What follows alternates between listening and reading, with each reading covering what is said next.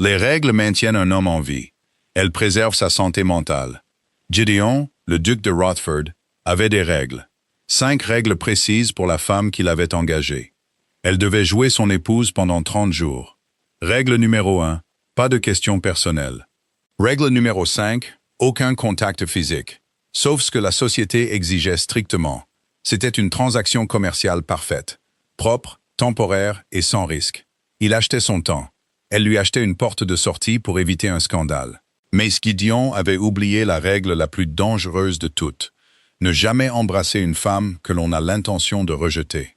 Le bureau de l'avoué sentait le chou bouilli et la laine humide. Ce n'était pas un endroit pour un duc. C'est précisément pour cela que Gideon était là. Il était assis dans un fauteuil en cuir craquelé. Sa canne à pommeau d'argent reposait entre ses genoux. Il regardait la pluie s'abattre contre la vitre sale. À 34 ans, Gideon était un homme taillé dans le marbre froid et la vieille fortune. Sa mâchoire était une ligne dure. Ses yeux, de la couleur du fer en hiver, ne laissaient rien paraître. Il ne croyait pas en l'amour. Il croyait aux moyens de pression. Et en ce moment, son cousin Frédéric avait le dessus. Les termes du testament de votre oncle sont très explicites. Votre grâce, murmura M. Finch, en ajustant ses lunettes. Si vous n'êtes pas marié pour votre 35e anniversaire, ce qui est dans un mois exactement, la succession des domaines des Highlands et les fortunes liquides qui l'accompagnent reviendront à Lord Frederick. Le domaine se videra sans ce capital. Je sais comment fonctionne un calendrier, Finch, dit Gideon. Sa voix était calme, un grondement sourd qui fit tressaillir l'avoué. Je sais aussi que Frederick est un joueur invétéré. Il vendra les terres à l'industriel le plus offrant. Et il laissera 600 fermiers mourir de faim. Nous avons besoin d'une épouse immédiatement. Une épouse temporaire. C'est très inhabituel. C'est une transaction commerciale. Trouvez-moi une femme qui comprend la discrétion. Je ne veux pas d'une débutante en larmes qui cherche un conte de fées. Je veux une femme pragmatique. La lourde porte en chêne s'ouvrit en grinçant. Monsieur Finch s'éclaircit la gorge. Je crois que je l'ai trouvée, votre grâce.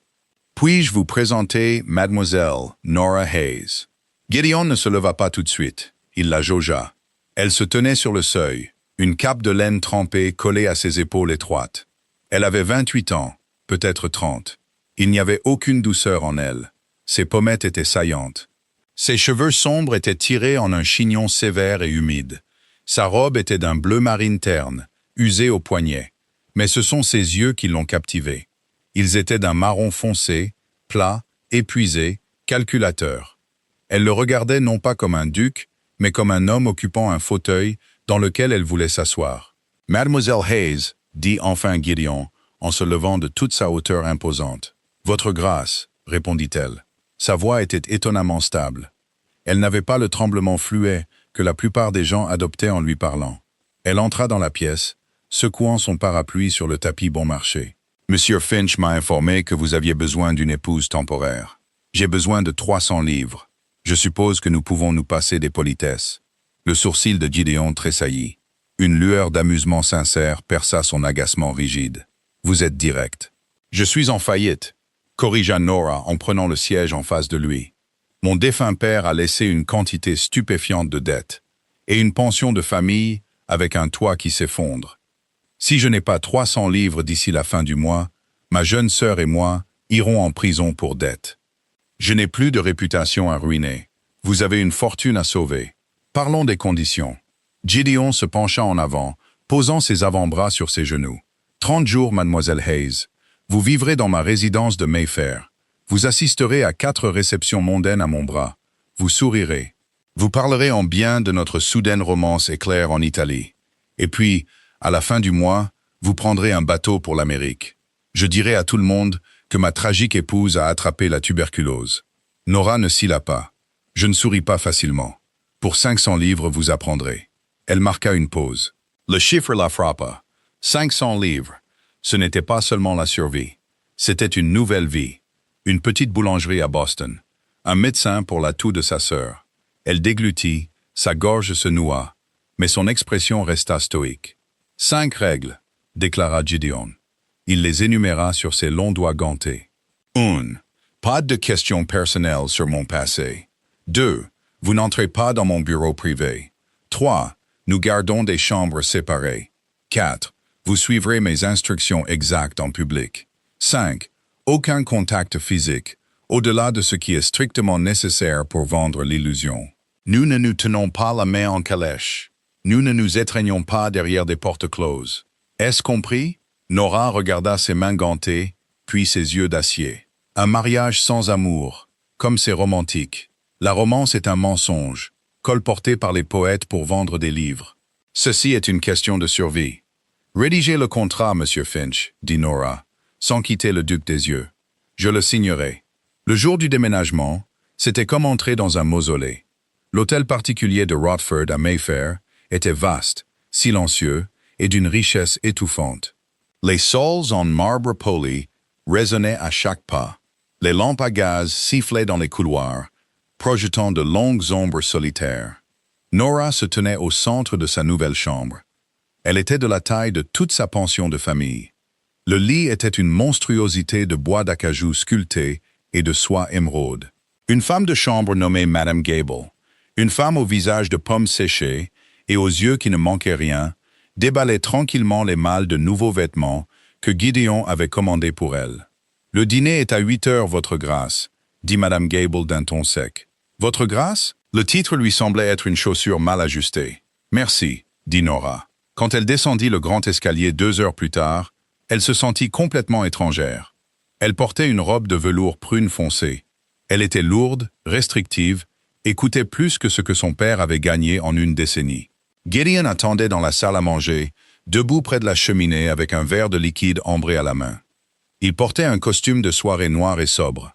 Quand il se tourna pour la regarder, son regard descendit de son visage à l'ourlet de sa robe, puis remonta. Il ne sourit pas. Il ne lui fit aucun compliment. « La robe vous va bien », nota-t-il cliniquement. « Elle me coupe la circulation, mais elle remplit son rôle », répondit Nora, en prenant sa place à l'immense table en acajou. Ils étaient assis à 15 pieds l'un de l'autre. Entre eux s'étendait un désert de cristal et d'argent. Le dîner fut une leçon de silence gêné. Les valets de pied se déplaçaient comme des fantômes. Nora mangeait avec une efficacité pratique. Elle ne grignotait pas sa nourriture comme une vraie dame. Elle avait faim, et elle mangea le faisan rôti comme si on pouvait le lui enlever. Gideon l'observait par-dessus le bord de son verre de vin. Il remarqua ses mains. Elles étaient propres, mais les jointures étaient rouges, et une légère brûlure marquait son poignet gauche. C'étaient les mains d'une femme qui portait du charbon et frottait les planchers. Il sentit un étrange serrement soudain dans sa poitrine, une lueur de culpabilité face à la richesse obscène qui les entourait. Il refoula ce sentiment. « Demain soir, c'est le bal du duc de Devon, » dit Gideon en coupant sa viande. « Mon cousin Frédéric sera là. C'est un prédateur, Nora. Il cherchera la moindre faiblesse. Il vous demandera où nous nous sommes rencontrés. Florence, » récita-t-elle d'un ton ennuyé. « Vous avez laissé tomber votre canne devant la galerie des offices. Je l'ai ramassée. Nos mains se sont frôlées. La terre s'est arrêtée de tourner. Elle prit une gorgée de son vin. C'est un scénario terrible, Gideon. On dirait un roman à 2 sous.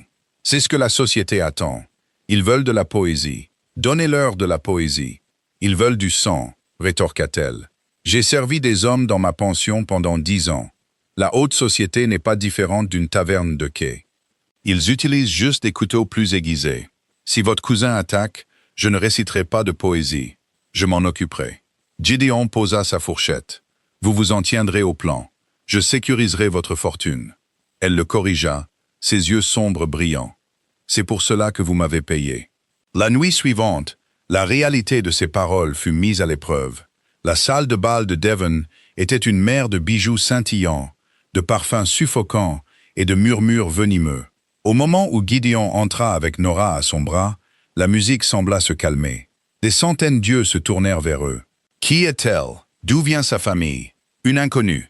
Nora sentit le poids de leurs regards. Son instinct était de se recroqueviller, de s'excuser d'exister, comme elle l'avait fait toute sa vie. Mais elle sentit le bras de Gideon se resserrer sous sa main. Ce n'était pas un geste affectueux. C'était une ancre. Le menton haut, murmura-t-il en bougeant à peine les lèvres. Mon menton est parfaitement relevé, chuchota-t-elle en retour. Ils furent interceptés presque immédiatement par un homme aux cheveux blonds clairsemés et au sourire de prédateur. Lord Frederick. Gideon ronronna Frederick, ses yeux glissant sur Nora comme de l'huile. Un mariage soudain, comme c'est pratique. Et voici la mariée rougissante. Mademoiselle Hayes, n'est-ce pas? Pardonnez-moi, je ne me souviens pas avoir vu le blason de votre famille dans les registres de la pairie. La mâchoire de Gideon se crispa. La famille de Nora préfère une vie tranquille à la campagne, Frédéric. Je l'imagine bien, dit Frédéric, un sourire narquois aux lèvres. Dites-moi, votre grâce, comment s'adapte-t-on de la campagne à Mayfair? Ce doit être terriblement écrasant pour une simple jeune fille. Gideon ouvrit la bouche pour lancer une réplique cinglante, mais Nora s'avança. Elle ne tressaillit pas. Elle regarda Frédéric droit dans les yeux, offrant un sourire qui n'était que dents acérées. « C'est écrasant, Lord Frédéric, » dit Nora. Sa voix portait juste assez pour être entendue par les commères environnantes. Par exemple, à la campagne, quand un homme fixe la poitrine d'une femme plus de 3 secondes, ses frères lui brisent généralement la mâchoire.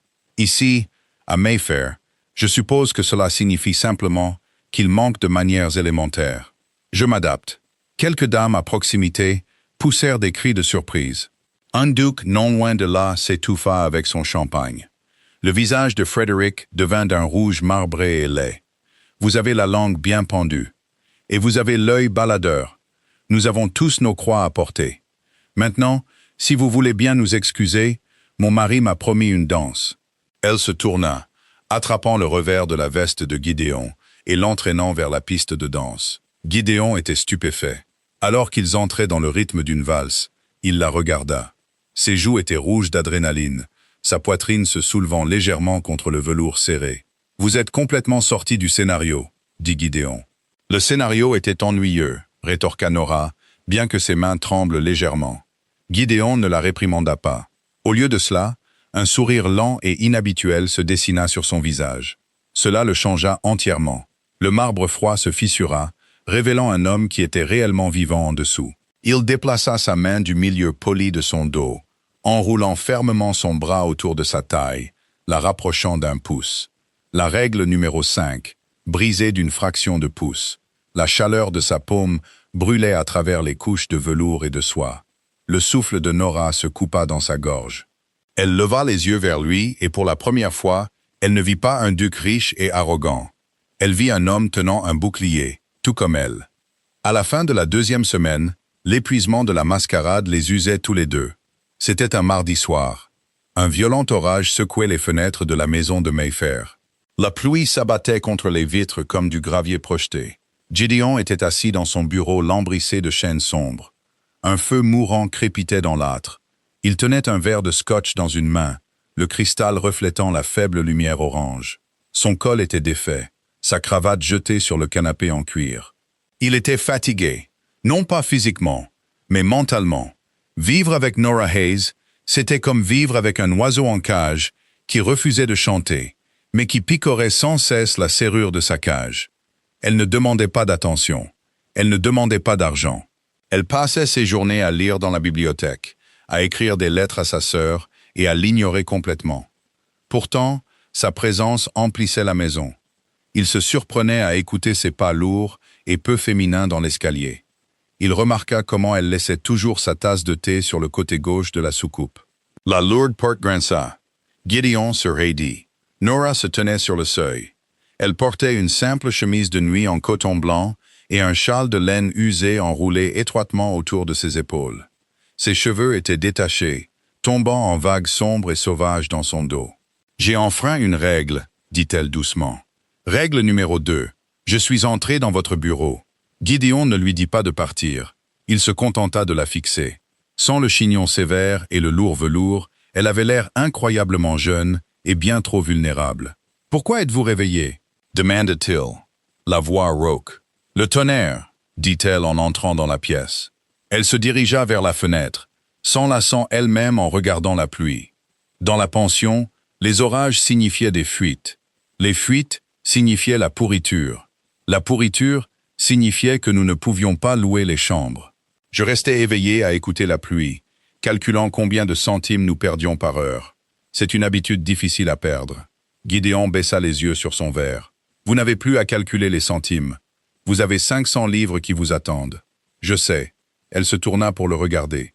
Les ombres creusaient ses joues. Pourquoi restez-vous dans le noir, Gideon? C'était la première fois qu'elle utilisait son prénom sans public. Cela le frappa comme un coup physique. Je n'aime pas ce que je vois à la lumière, répondit-il honnêtement, avant que son cerveau ne puisse le rattraper et l'arrêter. Il se leva et se dirigea vers la carafe. Il versa un deuxième verre de scotch et le lui tendit. Elle hésita, puis le prit. Leurs doigts se frôlèrent. L'air dans la pièce sembla s'épaissir, l'oxygène se raréfiant soudainement. « Mon oncle, » dit Gideon en s'appuyant contre le bord de son immense bureau, était un tyran. Il me détestait. Il savait que je ne voulais pas me marier. J'ai vu mon père détruire ma mère avec ses infidélités. J'ai vu l'institution du mariage les étouffer lentement tous les deux. J'ai juré que je ne lierais jamais quelqu'un à moi de cette façon. Mon oncle a fait ce testament pour me forcer la main, pour faire de moi un hypocrite. Nora prit une gorgée de scotch. C'était brûlant, mais elle accueillit la chaleur. Et nous voilà, répéta-t-il. Deux hypocrites dans le noir. La paix fragile vola en éclats le soir suivant. C'était une autre réception mondaine étouffante. Cette fois, une garden party au domaine de Lord Harrington. L'air était moite, épais de l'odeur des roses écrasées et de la fumée de cigares. Gideon et Nora marchaient le long d'un sentier de gravier, essayant d'échapper à la foule. Ils se disputaient. « Vous ne pouvez pas simplement ignorer la duchesse de Wellington », siffla Gideon en ajustant ses poignets. « Elle a qualifié ma robe de pittoresque », rétorqua Nora. Son pas rapide. Dans le langage de cette clique, cela veut dire bon marché. Je ne vais pas faire la révérence à une femme qui porte un oiseau mort sur la tête. C'est une plume de faisan, Nora, et c'est la première hôtesse de Londres. Si elle vous rejette, toute la ruse s'effondre. Je tiens ma part du marché. Nora se retourna brusquement, le gravier crissant sous ses bottes. Elle pointa un doigt sur sa poitrine. Je souris. Je hoche la tête. J'endure les insultes subtiles. Ne me poussez pas, Gideon. Je ne suis pas l'une de vos servantes. Non, vous êtes une employée. J'ai payé 500 livres pour que vous vous comportiez comme une duchesse. Les mots sortirent de sa bouche avant qu'il ne puisse les arrêter. Ils restèrent suspendus dans l'air humide, cruel et tranchant. Nora tressaillit. Le feu dans ses yeux s'éteignit instantanément, remplacé par cet épuisement plat et mort qu'il avait vu dans le bureau de l'avoué. Elle recula, s'enlaçant elle-même. « C'est vrai, » murmura-t-elle, sa voix vide d'émotion. « Une employée. J'ai oublié ma place. Cela ne se reproduira plus. Votre grâce. » Elle se tourna pour s'éloigner. La panique, froide et vive, piqua la poitrine de Gideon. Il tendit la main, attrapant son poignet. Nora attendait. Je ne voulais pas dire « eh bien, des problèmes au paradis. » Ils se figèrent tous les deux. Sortant de derrière une haute haie de ifs, il y avait Frédéric. Il était accompagné de Lady Wyndham, la plus grande commère de Londres. Les yeux de Frédéric brillaient de triomphe. Nous avons entendu des cris. Roucoula Lady Wyndham, son éventail s'agitant rapidement. « Tout va bien, Duc? Vous semblez terriblement distant. Pas du tout comme des jeunes mariés. » Frédéric s'approcha, son regard fixé sur la main de Gideon qui agrippait le poignet de Nora. « Oui, Gideon. On pourrait presque penser que tout ce mariage est un arrangement désespéré et hâtif. La façon dont vous la regardez, il n'y a ni chaleur, ni affection. Dites-moi, partagez-vous seulement un lit? » La menace était implicite. « Je vais enquêter. Je vais vous ruiner. » L'esprit de Gideon s'emballa. Les règles, le contrat, les 500 livres, le domaine. Il regarda le visage suffisant de Frédéric. Puis, il baissa les yeux sur Nora. Elle était rigide, attendant qu'il émette un démenti froid et poli. Au lieu de cela, Gideon craqua. Il ne l'attira pas dans une étreinte douce et répétée. Il attrapa les revers de sa veste en soie, la plaqua contre sa poitrine et écrasa sa bouche sur la sienne. Nora haleta contre ses lèvres, ses mains s'envolant pour repousser ses épaules. Mais les bras de Gideon s'enroulèrent autour de sa taille, l'enfermant comme dans un étau. Ses doigts s'emmêlèrent dans les cheveux à la nuque de son cou. Ce n'était pas un baiser doux, c'était violent. C'était une collision de frustration, de colère et d'une faim désespérée et terrifiante. Une faim qui s'était accumulée depuis le moment où elle s'était assise dans le bureau de son avoué et avait exigé 300 livres. Il goûta le scotch, la pluie et le feu. Pendant 3 secondes, Nora lutta contre lui, ses mains rigides contre sa poitrine. Puis un son sourd se coinça dans sa gorge. Ses doigts se crispèrent sur les revers de son manteau. Elle lui rendit son baiser.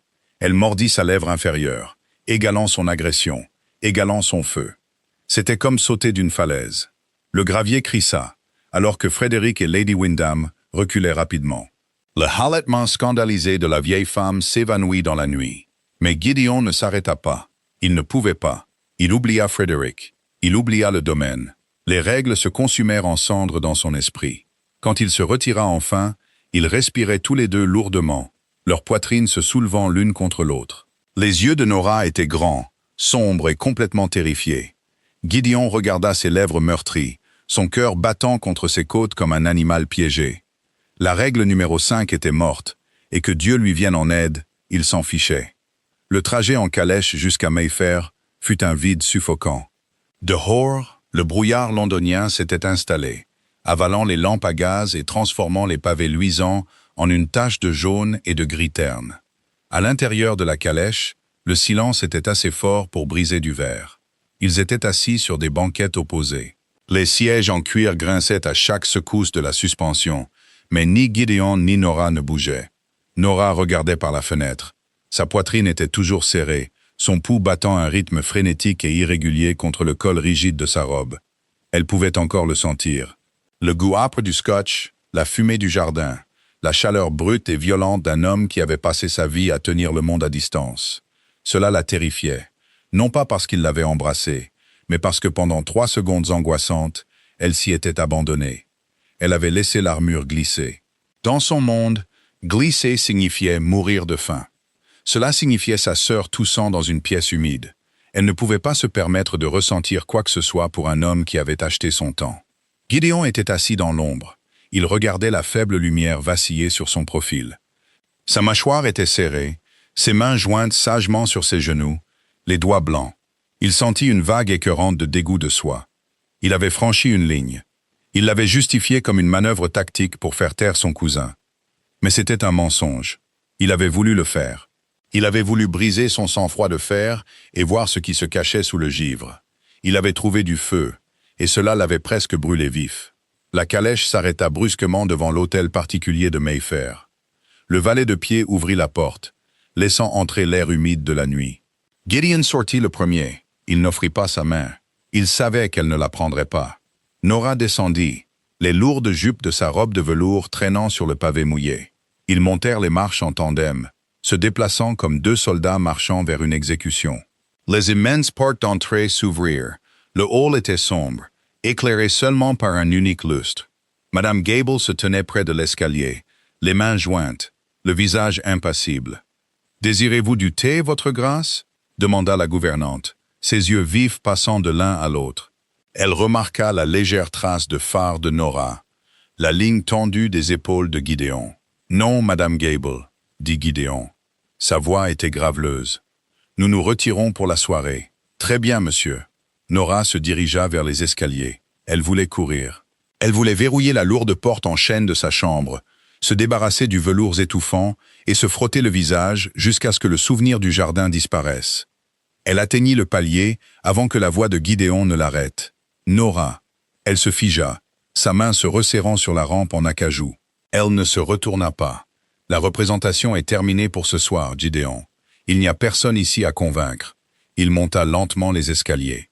Ses pas étaient lourds, délibérés. Il s'arrêta 2 marches en dessous d'elle, la forçant à le regarder. Les ombres de l'escalier dessinaient des angles durs sur son visage. Il avait l'air épuisé. Il avait l'air dangereux. « Je vous présente mes excuses, » dit-il. Les mots sonnaient étrangers dans sa bouche, heurtés et forcés. Le baiser n'était pas prévu. Frédéric m'a forcé la main. J'ai fait ce qui était nécessaire pour préserver le contrat. Nora se tourna enfin. Ses yeux marron plats se plissèrent. Un rire amer lui écorcha le fond de la gorge. Le contrat? Bien sûr. La règle numéro 5 n'était qu'une suggestion face au ragot de Lord Frederick. J'ai protégé le domaine. J'ai protégé vos 500 livres. Ne faites pas passer ça pour de la chevalerie, siffla-t-elle, sa voix basse et venimeuse. Vous avez perdu votre sang-froid. Vous vous êtes senti acculé et vous m'avez utilisé pour vous en sortir. Je suis un accessoire pour vous, un accessoire très bien payé, mais un accessoire quand même. Ne posez plus jamais les mains sur moi sans mon consentement. Gideon tressaillit. Le reproche le piqua plus qu'un coup physique, car c'était entièrement vrai. Il était un homme qui se targuait de son contrôle, de sa rationalité. Il l'avait traité comme un objet à brandir contre ses ennemis. « Vous m'avez rendu mon baiser, déclara-t-il doucement. Les mots frappèrent l'air entre eux comme une enclume lâchée. Le visage de Nora pâlit. La vérité de ses paroles flottait là, indéniable et terrifiante. Je jouais la comédie, mentit-elle, la voix cassante. Je gagne mon salaire. Elle se tourna et s'enfuit pratiquement dans le couloir. La porte de sa chambre se referma avec un déclic. Le lourd verrou en fer s'enclencha avec un claquement fort et final. Gideon resta longtemps dans les escaliers. La maison était de nouveau silencieuse, le silence étouffant pesant sur lui. Il se frotta la mâchoire. Il pouvait encore sentir l'odeur de la pluie sur sa peau. Il se tourna et descendit vers son bureau. Il se versa un verre de scotch, mais ne le but pas. Il resta assis dans le fauteuil en cuir sombre, fixant les cendres mortes dans la cheminée, se demandant comment 30 jours étaient soudainement devenus une éternité. Le lendemain matin, la tension était une entité physique dans la salle à manger. Elle était assise entre eux, plus lourde que les plateaux d'argent d'œufs et de toast froids. Nora portait une robe de laine simple, à col haut et sévère. Elle buvait son thé noir, fixant le vide, ignorant agressivement l'homme assis à l'autre bout de la longue table en acajou. Gideon lisait le journal du matin, la grande feuille lui cachant le visage. Il n'avait pas tourné une page en 20 minutes. L'impasse tendue fut rompue par le claquement sec de bottes dans le couloir de marbre. « Votre grâce, je m'excuse pour l'intrusion », cria une voix essoufflée. Monsieur Finch se précipita dans la salle à manger. L'avoué semblait complètement déplacé dans ce cadre grandiose. Ses cheveux clairsemés étaient en désordre et ses lunettes étaient légèrement de travers sur son nez. Il portait une sacoche en cuir usé, serrée fermement sous son bras. Gideon abaissa le journal. Ses yeux se focalisèrent, toute la fatigue remplacée instantanément par un calcul froid. « Qu'y a-t-il, Finch? Je ne vous ai pas fait venir. C'est Lord Frederick, votre grâce, dit Finch en jetant un regard nerveux à Nora. Il a rendu visite à mes bureaux tôt ce matin. Ou plutôt un homme à son service, un agent de Bow Street, un enquêteur. La tasse de thé de Nora claqua contre la soucoupe. Elle la posa rapidement, ses mains tremblantes. Gideon se leva, la chaise raclant durement le sol. « Expliquez-vous. Frederick n'est pas convaincu par la scène du jardin, dit Finch en se tordant les mains. Il croit que le mariage est frauduleux. Il a engagé des hommes pour enquêter sur le passé de sa grâce. Il creuse Gideon. Il visite la pension. Il pose des questions sur elle, une certaine mademoiselle Hayes et une sœur cadette. Le sang quitta complètement le visage de Nora. La pièce bascula dangereusement. Les lourds rideaux de velours, l'argenterie, le marbre, tout devint flou. « Ma sœur, murmura Nora. Le son était à peine un souffle. Mais il traversa la pièce comme un cri. Ils sont allés à la pension. Ma sœur est là-bas. Elle est seule. Elle est malade. Elle se leva si vite que sa chaise bascula en arrière, s'écrasant sur le tapis. Elle ne regarda pas Gideon. Elle ne regarda pas Finch. Elle se dirigea simplement vers la porte, l'esprit complètement vide de panique. « Nora, arrêtez !» dit Gideon en se mettant sur son chemin. « Poussez-vous !» exigea-t-elle, la voix brisée. « Je dois y retourner. Je dois la faire sortir de là. Si les hommes de Frederick la harcèlent, s'ils découvrent la dette, si vous y retournez maintenant, vous lui donnez raison, » dit Gideon durement, la saisissant par les épaules. Sa prise était ferme, ancrant son énergie frénétique. Si la duchesse de Roth est vue en train de traîner une jeune fille malade hors d'une pension des quais, le contrat est nul. Frederick obtient le domaine. Vous allez en prison pour dette. Votre sœur se retrouve à la rue. « Je me fiche de votre maudit domaine !» cria-t-elle en se débattant contre sa prise. C'était la première fois qu'elle perdait complètement le contrôle. Le sang-froid de fer vola en éclats, laissant derrière lui une femme terrifiée et désespérée. « Elle est tout ce que j'ai. Elle a 16 ans et crache du sang dans une pièce humide. Et je l'ai laissée là pour jouer à la poupée pour vous. Laissez-moi partir. » Gideon ne la lâcha pas. Il resserra sa prise, la rapprochant, la forçant à le regarder. « Regardez-moi, » ordonna-t-il. Elle cessa de se débattre, sa poitrine se soulevant, des larmes coulant enfin sur ses pommettes saillantes. « Je ne les laisserai pas la toucher, » dit Gideon. Sa voix avait perdu sa dureté. C'était une promesse absolue. C'était un vœu. « Je ne laisserai pas Frédéric gagner. Et je ne laisserai pas votre sœur rester dans cette maison 1 heure de plus. » Il la lâcha et se tourna vers Finch. L'avoué était plaqué contre le mur, l'air terrifié. « Finch, faites amener ma calèche, la privée, sans le blason, puis allez à la banque. Retirez 1000 livres en billets non marqués. 1000, votre grâce. Qu'avez-vous l'intention de faire? Faites-le, aboya Gideon. Finch sortit de la pièce en courant. Gideon se retourna vers Nora. Elle tremblait, essuyant les larmes de son visage avec le dos de sa main, essayant désespérément de reconstruire le mur autour d'elle. « Faites un sac, » dit Gideon doucement. « Rien de chic, des vêtements chauds. Nous allons à la pension. »« Nous » demanda-t-elle, la voix tremblante. « Vous ne pouvez pas aller sur les quais. Si on vous voit... »« Je me fiche complètement qu'on me voie, » l'interrompit Gideon. Il s'approcha d'elle, sa silhouette imposante projetant une ombre sur sa petite silhouette tremblante. « La règle numéro 1 est suspendue, Nora. Vous allez me dire exactement à qui vous devez de l'argent, exactement combien, et exactement où se trouve votre sœur. Je vais racheter la dette, je vais racheter la pension, je la réduirai en cendres s'il le faut. » Nora le fixa. Le duc de marbre froid avait disparu. L'homme qui se tenait devant elle était furieux, décidé et entièrement concentré sur sa protection. « Pas le contrat, elle. »« Pourquoi ?» murmura-t-elle. « Pourquoi faites-vous cela? Vous ne me devez rien au-delà des 500 livres. » Gideon regarda ses yeux sombres et tachés de larmes. Il pensa au baiser dans le jardin. Il pensa aux années vides et suffocantes qu'il avait passées à protéger une fortune qui ne lui apportait aucune joie. Il réalisa avec une clarté soudaine et terrifiante qu'il préférerait perdre tout le domaine des Highlands plutôt que de voir cette femme pleurer. « Parce que j'ai enfreint la règle numéro 5, » dit-il, sa voix tombant dans un murmure rauque. « Et j'ai le sentiment que je vais enfreindre toutes les autres avant la fin du mois. Allez faire votre sac, Nora. Nous avons une guerre à mener. » 1 heure plus tard, la calèche noire sans blason cahotait dans les rues sombres et enfumées de l'East End. L'air extérieur sentait le soufre, le poisson pourri et le désespoir. Les pavés ici étaient inégaux, glissant de boue et de détritus. Gideon était assis à côté de Nora, sa présence une ancre lourde et imposante dans la calèche qui se balançait. Il portait un lourd pardessus de laine, une casquette sombre tirée bas sur son front, dissimulant la coupe aristocratique de sa mâchoire. Il ressemblait moins à un duc qu'à un homme de main. Nora était assise raidement, ses mains tordues en nœuds sur ses genoux. La vue familière des bas-fonds lui retournait l'estomac. Les toits gris affaissés, les enfants aux yeux creux, assis dans les caniveaux. C'était son monde. C'était la réalité qu'elle combattait chaque jour, la réalité dont elle essayait de s'extraire. Avoir Gideon ici, dans cette misère, la mettait profondément à nu. Cela lui enlevait le velours et la soie, et la laissait sans défense. La dette est détenue par un homme nommé Silas, dit enfin Nora, regardant droit devant elle. Sa voix était plate, vide d'émotion. Il tient une maison de jeu près de Fleet Street. Mon père lui devait 400 livres. Avec les intérêts, c'est plus proche de 600 maintenant. Si Silas sait qu'un duc est impliqué, il ne voudra pas seulement l'argent. Il voudra un moyen de pression.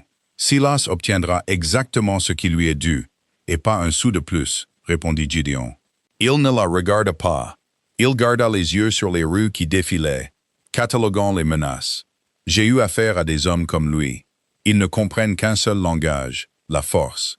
La calèche ralentit, s'arrêtant devant un étroit bâtiment en briques de 3 étages.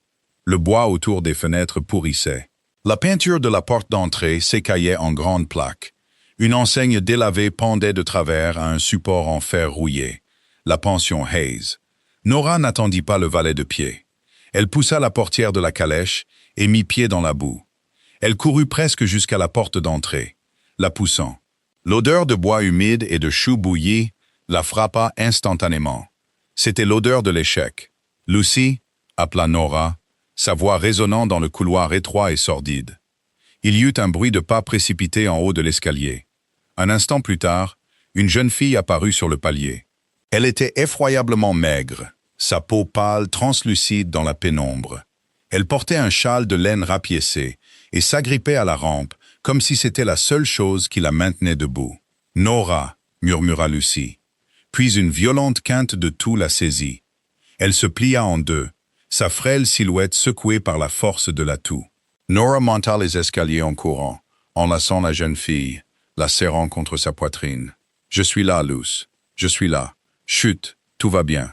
Nous partons. » Gideon se tenait sur le seuil, la lumière grise de la rue projetant de longues ombres derrière lui.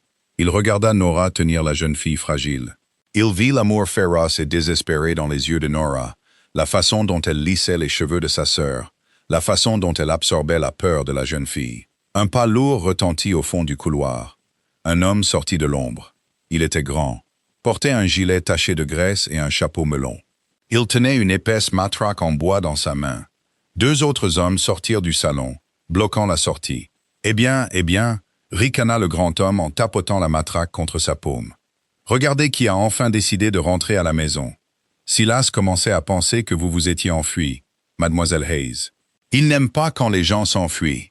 Ça le met en colère. Nora poussa Lucy derrière elle, son corps formant un bouclier. Elle regarda les trois brutes en bas de l'escalier. La terreur d'avant avait disparu, remplacée par une fureur froide et endurcie. Mais avant qu'elle ne puisse parler, Gideon entra complètement dans le couloir. Il ne sortit pas d'armes. Il n'éleva pas la voix. Il ferma simplement la porte d'entrée derrière lui, avec un bruit lourd et menaçant. Il déboutonna lentement son pardessus, ses yeux gris de fer se fixant sur le grand homme à la matraque. « Vous êtes sur une propriété privée, » dit Gideon doucement. Le calme de sa voix fit hésiter les hommes. C'était la voix d'un homme qui n'avait pas besoin de crier pour être obéi. « Qui diable êtes-vous » demanda la brute, bien qu'il ait fait un demi-pas en arrière. « C'est entre Silas et la fille. Écartez-vous, patron, avant de vous faire casser la tête. » Gideon mit la main dans la poche de son manteau. Les brutes se tendirent, s'attendant à un pistolet. Au lieu de cela, Gideon sortit une épaisse liasse de billets de banque attachés avec de la ficelle. Il la jeta sur une table en bois pourri dans le couloir. Le bruit sourd de l'argent résonna dans le silence. « Voilà 600 livres, » dit Gideon. « Ça solde la dette.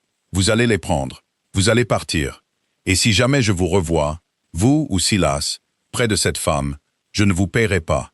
Je vous enterrerai. » La brute regarda l'argent, puis le visage de Gideon. Il vit la violence froide et inflexible dans les yeux du duc. Ce n'était pas du bluff. L'homme attrapa l'argent sur la table. « Dette payée », marmonna-t-il en faisant signe aux deux autres. Ils se faufilèrent devant Gideon, évitant son regard, et se dépêchèrent de sortir par la porte d'entrée. Le silence revint dans le couloir, rompu seulement par la respiration rauque de Lucy. Gideon leva les yeux vers Nora en haut de l'escalier. Les murs qu'elle avait construits étaient complètement brisés. Elle le fixait, non pas comme un employeur, non pas comme un duc, mais comme un sauveur. « Prenez ces affaires, » dit Gideon doucement. « Vous rentrez toutes les deux à la maison. » La transition des bas-fonds sinistres à Mayfair fut un tourbillon chaotique de velours, de pluie et de panique silencieuse. Lucy fut portée dans le grand escalier de marbre par un valet de pied qui semblait complètement confus, mais restait trop terrifié par son maître pour poser des questions. Gideon se tenait dans le vaste hall, son lourd pardessus encore humide, aboyant des ordres secs. Il exigea immédiatement le meilleur médecin de la ville, menaçant d'acheter le cabinet de l'homme et de le renvoyer s'il tardait. Madame Gable, la gouvernante à la poigne de fer, ne sia ni n'hésita. Elle hocha la tête une fois, pivota brusquement et s'éloigna. Nora resta figée au pied de l'escalier, ses mains pâles tremblant de manière incontrôlable. L'ourlet humide de sa robe de laine terne goûtait de l'eau boueuse de la rue sur le sol de marbre immaculé. Elle se sentait complètement déplacée, complètement exposée. La sécurité propre et transactionnelle de leur contrat antérieur avait disparu, brisée en 1000 morceaux irrécupérables. Gideon n'avait pas seulement payé une dette vicieuse pour sauver sa sœur fragile. Il était violemment sorti de son monde protégé et s'était exposé à la ruine. Il avait délibérément abandonné sa position de force. Il se tourna très lentement, ses yeux gris, vifs et froids, rencontrant les siens. « Montez !» ordonna doucement Gideon, la rudesse ayant disparu de sa voix. « Le médecin arrivera sous peu. Je vais faire préparer la chambre d'amis bleus pour elle. » Nora déglutit difficilement, luttant contre l'envie irrésistible de s'effondrer. Elle voulait le remercier, tomber à genoux et pleurer, mais les mots restaient douloureusement coincés dans sa gorge serrée. Elle réussit un signe de tête raide, rassembla ses jupes boueuses et se hâta de monter les marches. Gideon la regarda monter, le lourd silence de la grande maison pesant fermement sur ses larges épaules. Il venait de tendre à son ennemi une arme chargée et amorcée. Tard ce soir-là, après que le médecin eut administré une forte dose de laudanum et déclaré les poumons de Lucy faibles mais traitables, la maison tomba dans un silence de mort. Nora resta assise pendant des heures, à côté de sa sœur endormie, regardant la frêle poitrine se soulever et s'abaisser sous les lourdes couettes de soie. Le feu crépitait doucement dans l'âtre. Quand l'horloge du hall sonna 2 heures, Nora se leva enfin. Elle sortit de la chambre, marchant silencieusement dans les couloirs sombres et silencieux. Elle savait exactement où il serait. La lourde porte en chêne de son bureau privé était légèrement entr'ouverte, laissant filtrer une lumière chaude dans le couloir. Gideon était assis dans son fauteuil à oreilles en cuir, sirotant un verre de scotch en cristal. Il avait enlevé sa veste et sa cravate. Sa chemise de lin blanc était déboutonnée au col, révélant l'homme fatigué et sans défense sous l'armure aristocratique. Nora poussa complètement la porte. Il ne parut pas surpris de la voir. Il lui fit simplement signe de s'asseoir dans le fauteuil, assorti de l'autre côté de la table basse. Elle s'assit, serrant son châle tricoté plus fort contre le froid persistant. Pendant un long moment tendu, aucun ne parla. Le crépitement du feu remplissait le vaste espace entre eux, consumant les derniers mensonges de leur arrangement temporaire. « Tu as tout mis en péril aujourd'hui », déclara Nora d'un ton plat, sa voix à peine plus haute qu'un murmure. Les hommes de Frederick surveillaient la rue. Ils ont vu ta calèche. Ils t'ont vu payer cette brute. Demain matin, ton cousin saura que tu as fait entrer une fille des bas-fonds dans ta maison. Il saura que notre mariage est une imposture désespérée. Gideon prit une lente et délibérée gorgée de son scotch. Le liquide ambré brûla doucement sa gorge. Il posa le verre, appuya ses coudes sur ses genoux, se penchant beaucoup plus près d'elle. « Je suis parfaitement conscient de ce que Frédéric sait, » répondit-il, son ton d'un calme glacial. « Alors pourquoi, exigea-t-elle, une colère soudaine et désespérée flambant dans sa poitrine. Tu as dépensé 500 livres pour acheter mon silence absolu, pour sécuriser ta fortune, et puis tu as tout jeté par la fenêtre pour sauver une fille que tu ne connais même pas. Cela défie toute logique rationnelle. Cela enfreint toutes les règles que tu as établies. » Gideon la regarda vraiment. Il étudia les cernes sombres sous ses yeux féroces, la détermination de sa mâchoire. « Je te l'ai dit hier, » murmura-t-il, son regard tombant brièvement sur ses lèvres, avant de rencontrer à nouveau ses yeux. « Les règles sont complètement mortes, Nora. » L'aveu flotta lourdement dans l'air, chargé d'une électricité dangereuse et tacite. Le souffle de Nora se coupa. Elle se souvint de la chaleur meurtrière de sa bouche dans le jardin, de la façon désespérée dont ses mains s'étaient emmêlées dans ses cheveux. Elle refoula le souvenir, terrifiée par la vulnérabilité qu'il apportait. « Frederick te traînera devant les tribunaux, » l'avertit-elle, sa voix tremblant légèrement. « Il prétendra que tu es complètement inapte, que tu as commis une fraude pour obtenir l'héritage. Tu perdras le domaine des Highlands, Gideon. Tu perdras les fermes. Tu perdras la chose même pour laquelle tu m'as engagé. » Gideon tendit la main à travers la petite distance qui les séparait. Il ne demanda pas la permission. Il prit doucement sa main froide et tremblante dans la sienne. Sa peau était chaude, sa prise rude mais incroyablement tendre. Nora se figia, son cœur battant violemment contre ses côtes. « Laisse Frédéric essayer, » dit Gideon, son pouce caressant lentement ses jointures meurtries. « J'ai passé toute ma vie à construire des murs pour protéger une fortune qui ressemble à un tombeau. Je pensais que la sécurité se trouvait dans l'isolement. Mais en étant assis dans cette calèche avec toi aujourd'hui, j'ai réalisé quelque chose de vraiment terrifiant. Je ne veux plus être en sécurité. » Il se pencha intimement plus près, l'odeur de scotch et de bois l'enveloppant. « Je veux me battre pour quelque chose de réel, » avoua-t-il. Nora le fixa, complètement paralysée par la vérité brute et nue dans ses yeux de fer. Il lui offrait tout. Pas une transaction, pas un mensonge, mais un partenariat. Elle retourna lentement sa main, entrelaçant ses doigts rugueux avec ses doigts aristocratiques. C'était une reddition silencieuse. L'armure cynique qu'elle avait portée pendant une décennie se fissura, la laissant sans voix. « Alors nous nous battrons, » murmura-t-elle férocement en retour. « Nous combattrons ton cousin, et nous gagnerons. » La tempête éclata 3 jours plus tard, au gala de charité annuel du duc de Devonshire. La salle de bal était un spectacle écrasant de miroirs dorés, de lustres en cristal dégoulinant et d'arrangements floraux suffocants. L'élite londonienne se déplaçait comme des requins sous les lumières scintillantes, leurs sourires acérés cachant des murmures empoisonnés. Gideon et Nora arrivèrent en retard, présentant un front uni et impénétrable. Nora portait une robe à couper le souffle en soie bleu nuit. ses cheveux sombres relevés dans un élégant peigne orné de bijoux. Elle ne ressemblait pas à une femme désespérée d'une pension des quais. Elle ressemblait à une reine se préparant à la guerre. Gideon la gardait près de lui, sa main reposant fermement sur le creux de son dos. Le contact physique n'était plus une performance angoissante. C'était un véritable lien d'ancrage. Ils naviguèrent dans la salle de bal avec une grâce prédatrice, saluant les comtes et souriant aux comtesses. Les murmures les suivaient comme un sombre nuage bourdonnant. La meute sentait le sang dans l'eau. Les rumeurs de la mystérieuse excursion de Gideon dans les bas-fonds s'étaient rapidement répandues dans les salons de Mayfair. Tout le monde attendait la confrontation inévitable. Elle ne tarda pas. Frederick se matérialisa de la foule dense, les flanquant de manière transparente. Frederick n'était pas seul. Il était accompagné du Lord juge en chef Halford, un homme austère aux cheveux gris, connu pour son adhésion rigide à la loi. Le visage de Frederick était rouge d'arrogance victorieuse. Gideon ronronna Frederick bruyamment, s'assurant que la foule environnante se taise pour écouter. « Quelle soirée magnifique, et duchesse, vous êtes simplement radieuse. Bien que j'imagine que la soie est une grande amélioration par rapport à la laine humide que l'on trouve généralement dans une pension de Fleet Street. » Oui, la musique sembla s'arrêter. Le silence dans la salle de bal devint absolu. Des centaines d'yeux se fixèrent sur Nora, attendant l'effondrement public humiliant et dévastateur. La mâchoire de Gideon se crispa, une lueur meurtrière brillant dans ses yeux. Il s'avança pour intercepter la menace, mais Nora posa une main douce et restrictive sur sa poitrine. Elle ne recula pas.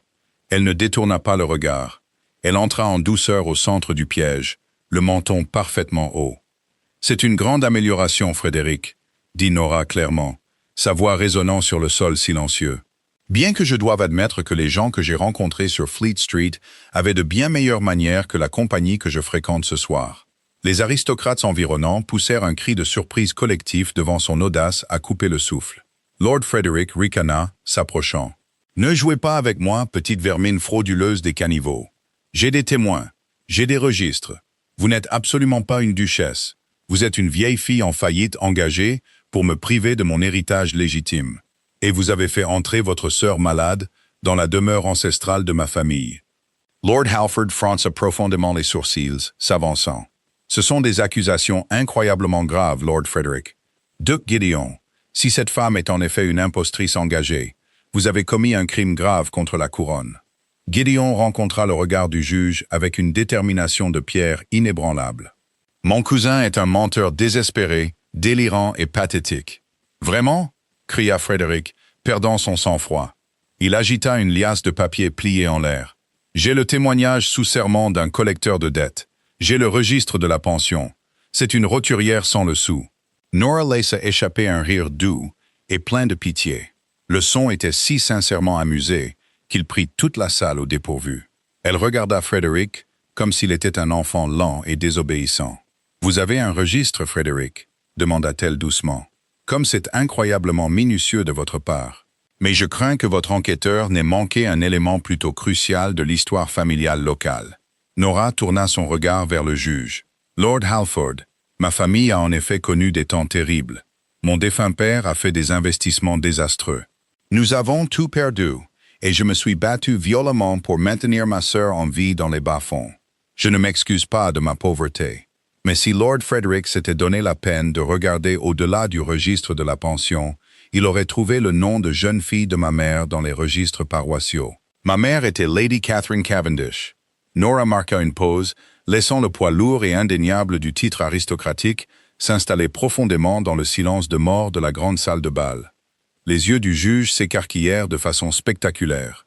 La foule éclata en murmures chaotiques et haletants. La famille Cavendish était une vieille lignée noble, très respectée, bien que ruinée. « Lady Catherine », répéta doucement Lord Halford, stupéfait. « Elle a disparu il y a des décennies après s'être enfuie avec un marchand. » Nora hocha lentement la tête, son expression solennelle. « C'est exact. Je suis sa fille aînée. Je possède la lignée Cavendish, le pedigree aristocratique requis par le testament de l'oncle de Gideon. Nous nous sommes rencontrés par hasard, sommes tombés follement amoureux et nous sommes mariés rapidement pour sauver ma sœur de la ruine. Le mariage est parfaitement légal, Frédéric. Votre enquête pathétique et désespérée n'a abouti à rien d'autre qu'une humiliation publique. Le visage de Frederick se vida de toutes couleurs. Il regarda les papiers dans sa main, réalisant soudain qu'ils ne valaient rien. Il avait tout misé sur le fait de prouver qu'elle était une simple roturière. Le testament exigeait du sang noble, pas de la richesse. En cachant la lignée de sa mère, Nora avait tendu le piège parfait. Gideon regarda sa femme, l'admiration et une fierté brûlante l'envahissant. Elle n'avait pas eu besoin de sa protection ce soir. Elle l'avait protégée. Le juge renvoya Frederick d'un geste rapide et dégoûté, et la musique reprit timidement. Gideon attira Nora près de lui, déposant un baiser féroce et triomphant sur sa tempe. Le trajet en calèche jusqu'à Mayfair manquait du silence suffocant et glacial de leur précédent voyage. Au lieu de cela, le petit espace clos vibrait de l'adrénaline lourde et persistante d'une exécution évitée de justesse. Dehors, les rues de Londres étaient luisantes de pluie fraîche, les lampes à gaz se reflétant sur les pavés mouillés, en traînées dorées déformées. Nora appuyait sa tête contre les coussins de cuir sombre. Elle était épuisée. Le simple effort mental de tendre le piège Cavendish avait vidé son visage de ses couleurs, laissant ses pommettes saillantes se détacher sur les ombres. Gideon était assis en face d'elle, mais cette fois la distance semblait artificielle. Il la regardait avec une intensité qui rendait la petite cabine incroyablement chaude. Il ne demanda pas comment elle avait connu la faille juridique, ni pourquoi elle avait gardé secrète la lignée aristocratique de sa mère jusqu'au tout dernier moment. Il regardait simplement le soulèvement et l'abaissement rythmique et régulier de sa poitrine, s'émerveillant de la brillante cruauté de la femme qu'il avait engagée. « Ma mère !» dit enfin Nora, sa voix un murmure calme et rauque dans l'obscurité. Elle n'ouvrit pas les yeux. Elle me disait toujours que le nom Cavendish était une malédiction. Quand mon père a fait faillite, elle a écrit à sa famille pour mendier un petit prêt, afin de nous éviter les hospices. Ils ont brûlé ses lettres. Ils l'ont laissé mourir dans une chambre pleine de courants d'air, avec pour seule richesse une alliance mise en gage pour payer l'enterrement. J'ai juré que je n'utiliserai jamais ce nom. Je préférerais mourir de faim plutôt que de revendiquer un lien de parenté avec des gens qui l'ont laissé dépérir. Gideon se pencha en avant. La calèche tangua, mais ses mouvements étaient incroyablement stables. « Mais tu l'as utilisé ce soir. » Nora ouvrit les yeux. Ils étaient sombres, plats et complètement dépouillés de toute prétention. Je l'ai utilisé parce que Frederick allait te détruire. Et j'ai découvert que je me souciais bien plus de ta survie que de ma propre fierté obstinée. Le nom était une arme. J'ai simplement attendu le moment parfait pour la brandir. La calèche s'arrêta doucement devant l'hôtel particulier de Mayfair.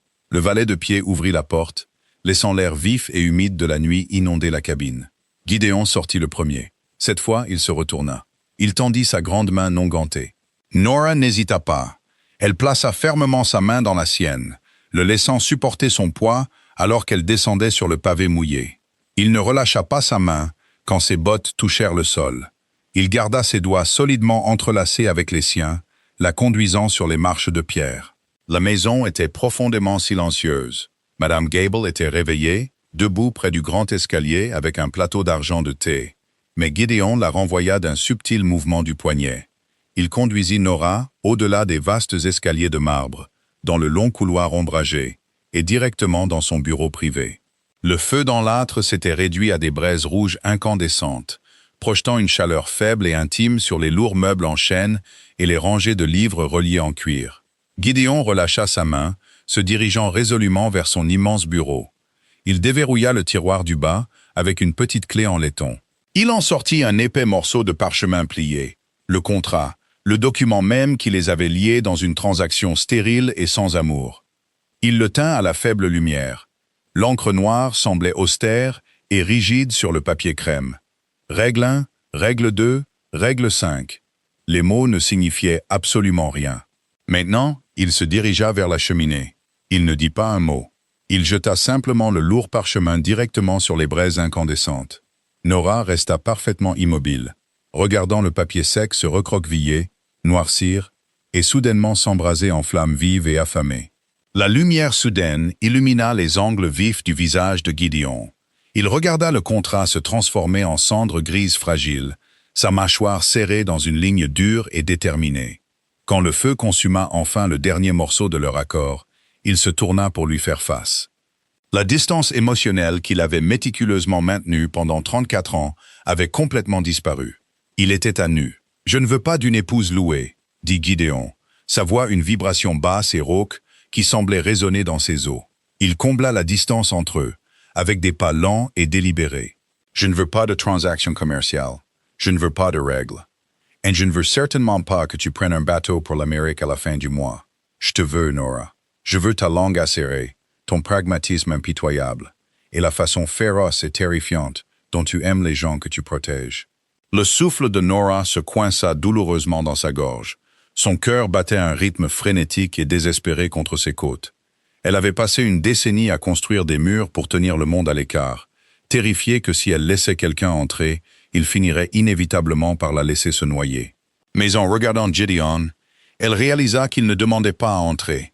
Il se tenait à ses côtés, tenant un bouclier, prêt à défendre la forteresse avec elle. « Je suis brisée, Gideon », murmura-t-elle, sa voix tremblante, dépouillant la dernière couche de son armure. « Je suis profondément marquée.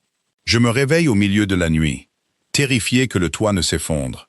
Et je ne sais pas comment être douce. Je ne sais pas comment être une duchesse. » Gideon tendit ses grandes mains, lui prenant doucement le visage.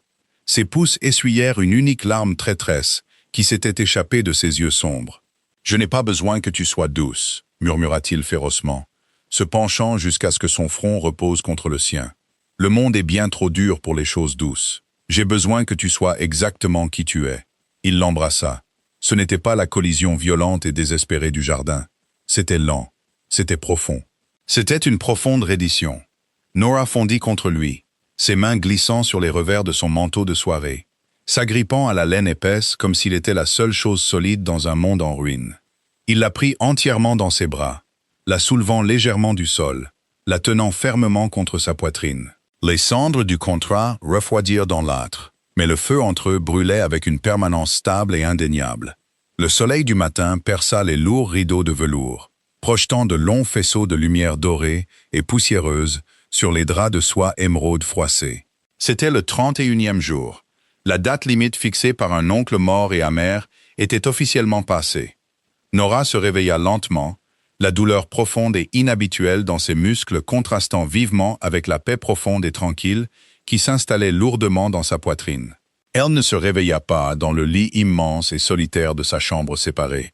Elle se réveilla enchevêtrée dans le lourd lin du lit de Gideon, sa tête reposant confortablement sur le battement régulier et rythmé de son cœur. Son bras était enroulé fermement autour de sa taille nue, l'ancrant au matelas. Il était déjà réveillé. Il fixait les moulures complexes en plâtre du plafond, son autre main caressant distraitement les vagues sombres et emmêlées de ses cheveux.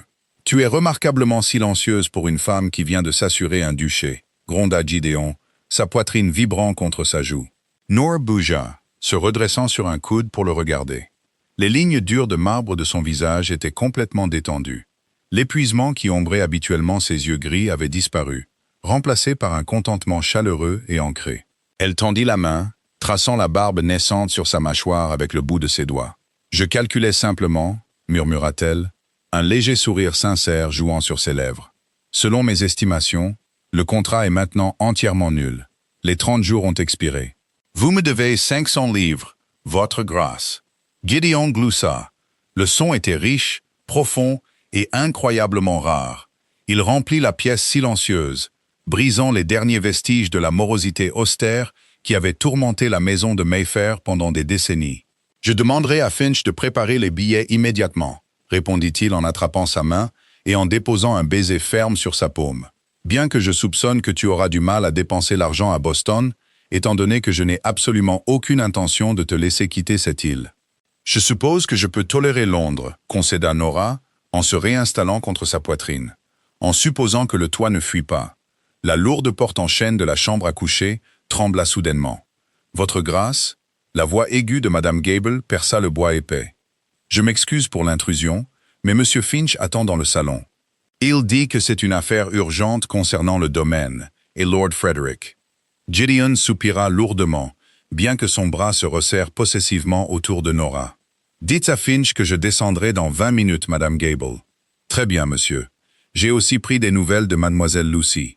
Elle est assise dans son lit et a demandé une quantité tout à fait déraisonnable de toast beurré. » Nora sourit contre l'épaule de Gideon, une profonde vague de soulagement l'envahissant.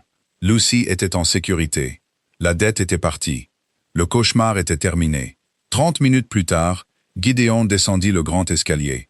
Il portait un simple gilet déboutonné et une chemise de lin blanc, sa canne à pommeau d'argent résonnant sèchement sur le sol de marbre. Il avait l'air dangereux, mais il avait l'air incroyablement vivant.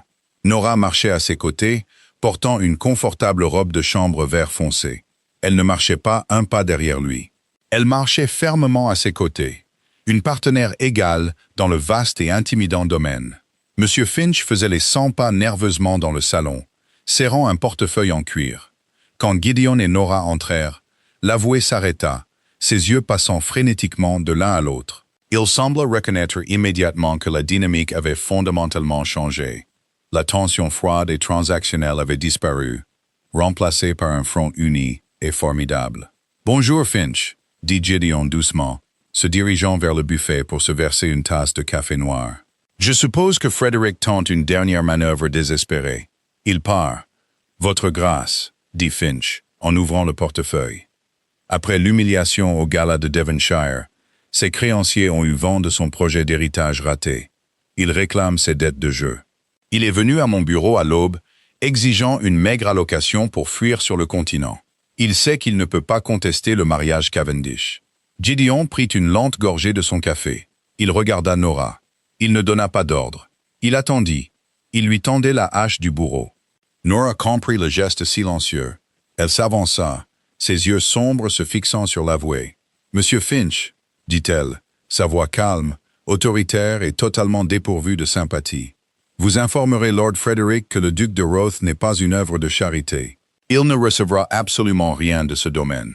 S'il souhaite survivre sur le continent, il peut trouver un emploi, ou il peut apprendre à survivre dans les caniveaux, précisément comme il s'attendait à ce que ma sœur et moi le fassions. » Finch déglutit difficilement, hochant rapidement la tête. « Je l'en informerai immédiatement.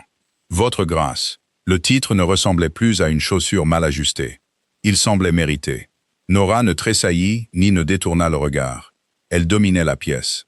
Après que Finch se soit dépêché de sortir, Gideon posa sa tasse de café sur le plateau d'argent. Il s'approcha de Nora, sa silhouette imposante projetant une ombre protectrice sur elle. Il tendit le pouce, effleurant doucement sa pommette saillante. « Tu es incroyablement terrifiante », murmura-t-il, une note distincte de profonde admiration colorant sa voix rauque. « Je suis pragmatique », corrigea doucement Nora en se rapprochant de sa chaleur. Elle posa ses mains à plat contre sa poitrine, sentant le battement régulier et rassurant de son cœur. « J'ai passé 10 ans à survivre, dans un monde qui voulait m'écraser. Je ne laisserai personne menacer la paix que nous avons si violemment combattu pour obtenir. » Gideon enrola ses bras autour de sa taille, la tirant contre son corps. Il posa son menton sur le dessus de sa tête, regardant par les grandes baies vitrées. Dehors, les lourds nuages gris de Londres se brisaient enfin, laissant des rayons de soleil dorés et brillants se déverser sur les pelouses humides et manucurées de Mayfair. Il avait vécu toute sa vie en respectant strictement les règles. Il avait cru que la discipline et l'isolement émotionnel étaient les seuls moyens de survivre aux pressions suffocantes de son titre. Il avait acheté une femme pour protéger sa richesse, la considérant uniquement comme un bouclier pragmatique contre la ruine. Mais alors qu'il tenait Nora dans le salon calme et ensoleillé, il connaissait la vérité. La richesse ne signifiait rien. Le titre ne signifiait rien. La seule chose qui comptait vraiment était la femme féroce, brisée et magnifique qui se tenait dans ses bras. La femme qui avait brisé sa façade de marbre froid avec un seul baiser accidentel dans un jardin sombre. « Plus de règles, Nora », murmura Gideon dans ses cheveux, scellant le vœu d'un baiser sur sa tempe.